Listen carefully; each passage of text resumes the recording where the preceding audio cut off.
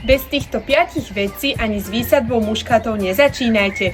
Bez nich vám nebudú rásť, kvitnúť ani robiť taký efekt, ako očakávate. Úplným základom sú črepníky alebo hrántiky s odtokovými otvormi. Prebytočná voda musí mať kam odtiecť. Ak by zostávala pri koreňoch, rastliny by začali zahnívať a muškáty by postupne chradli. Na dno nádoby je dobre nasypať drenážnu vrstvu, napríklad keramzitu.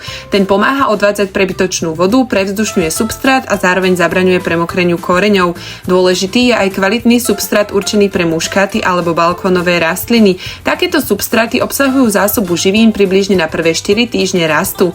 Pri výsadbe používajte len zdravé a dobre prekorenené priesady. Ideálne sú rastliny dopestované doma zo semien. A vo finále nezabudnite ku koreňom prisypať mykorízne huby určené pre kvitnúce rastliny.